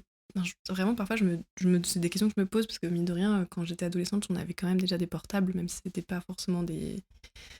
C'était le début, je crois, des smartphones. Mais au début, j'avais des portables à clapet et à touche, mais tu vois, j'adore aussi me dire, imaginer comment se sont construits en fait d'autres personnes à l'adolescence sans tout ce qu'on avait aujourd'hui. Et du coup, parfois, voilà. Et ce livre-là, il parle un peu de ça et j'adore. Trop bien. De toute façon, je vais faire une grande liste avec tous les livres et moi, je mets des liens. Babelio. Ouais, c'est très bien. Voilà, j'ai choisi. Je me suis dit, je pourrais mettre des liens affiliés sur Amazon, mais je suis d'avis que non. C'est parfait. Je trouve que les critiques. En plus, c'est. Moi, ce que j'adore, pour le coup, quand j'ai bien aimé un livre, après, je vais regarder les critiques des autres personnes, tu vois. Et il y a toujours plein de trucs qui ressortent où je suis en mode, oh, ouais, ça, je l'avais pas vu, ou ça, j'avais pas compris. Mais je le fais jamais dans l'autre sens, pour le coup. C'est-à-dire d'aller voir les critiques avant le livre. Alors moi, ça m'arrive rapidement, mais plus s'il y a un livre qui me tente, mais je suis pas sûre, est-ce que... Et du coup, les résumés parfois ne disent... Enfin, c'est pas grand-chose, mais du coup, je regarde rapidement, je survole sans, en essayant de pas me spoiler, mais déjà rien que les indications, souvent un peu du nombre, des petites étoiles, là, te donnent un peu une indication. Après, c'est pas parce que la majorité ont aimé que tu vas aimer forcément. Ça aussi j'aime bien dans la littérature, c'est qu'en fait, ça crée des débats. Enfin, tu peux partager... justement, encore une dédicace à mes copines du club de lecture. Parfois, on a eu pas des disputes, mais on était on avait des avis très différents et du coup, chacune essayait d'imposer un peu son avis ou sa vision des choses et c'est chouette aussi de dire qu'il y a différents niveaux de lecture en fait aussi de ce que tu lis, quoi. A priori, alors toi qui lis énormément, est-ce que tu as des envies d'écriture ? Alors quand j'étais petite, je me disais je vais écrire plus tard des livres, je vais être ou si je voulais être journaliste, des choses comme ça, donc j'écrivais un peu je me souviens j'écrivais des petites histoires, on les transformait parfois même en BD avec ma sœur, des choses comme ça. Mais je pense que parfois j'ai un peu le syndrome de l'imposteur et je me dis en fait enfin j'aimerais bien, mais ensuite je lis des livres, genre je dis par exemple Maud Ventura ou Julia Cameron et je me dis mais jamais je serai capable d'écrire à ce niveau-là, enfin c'est tellement beau, c'est tellement bien écrit et tout ça. Donc je sais pas, on verra, c'est pas un projet en tout cas actuel, mais à côté de tout le reste. peut-être qu'un jour ça arrivera. Tu nous raconteras. Souvent je me demande comme ça, j'adore aussi pour les premiers romans de me poser la question mais qu'est-ce qui a poussé cette personne à écrire ce livre sur tel sujet, comment t'en es venu à... Tu vois, c'est intéressant aussi, je trouve. Je crois que beaucoup disent qu'il y a un truc qui pousse en elle et qui... Ouais, c'est en mode, j'ai pas le choix, quoi. Faut que ça sorte. Trop bien. Et bien écoute, en tout cas, j'espère que toutes les personnes qui nous ont écoutés, ça leur a donné des envies. Ouais. En tout cas, je trouve que tu transmets ta passion pour la lecture quand même avec une facilité et une joie que je trouve trop chouette. Donc merci beaucoup, ça me tenait grave à cœur de faire vraiment un podcast qui était consacré à ça et peut-être donner envie ou encourager les gens qui n'ont pas forcément... Je te dis, soit ils ont perdu l'habitude, soit ils l'ont jamais eu, ou ce genre de choses. Mais je trouve, tu vois, le côté local, comment tu le relis à la ville aussi, je trouve ça très chouette parce que c'est des éléments que moi j'avais pas non plus.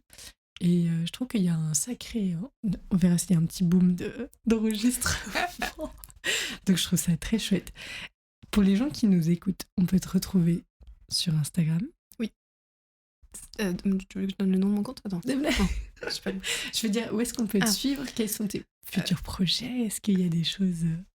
Du coup, sur Instagram, c'est principalement la seule plateforme que j'utilise. À un moment, je m'étais posé la question, tout le monde allait un peu sur TikTok. En fait, c'est pas du tout moi. Enfin, j'aime pas les...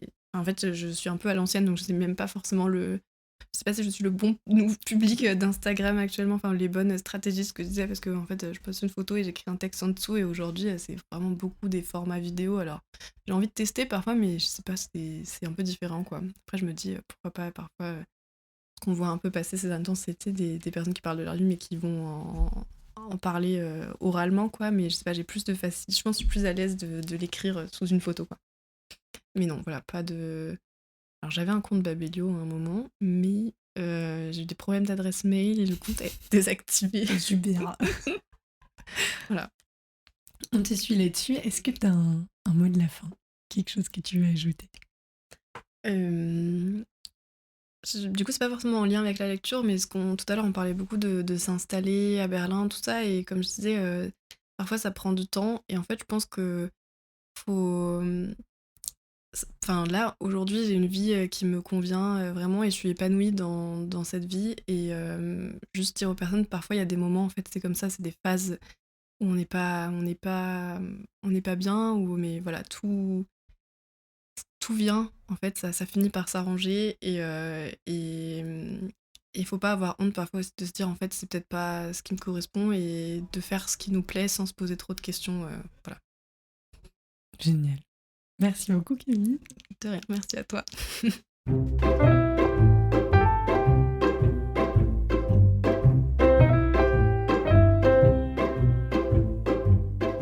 Bravo, vous avez écouté ce nouvel épisode du podcast Berlin de Toi jusqu'au bout. Vous retrouverez l'ensemble des notes liées à l'épisode sur le site internet www.berlindetoi.com. Vous pouvez nous soutenir en mettant une note 5 étoiles sur votre plateforme d'écoute. Vous pouvez également souscrire à la newsletter sur Substack et je me réjouis de vous retrouver sur LinkedIn ou Instagram à Berlin de Toi.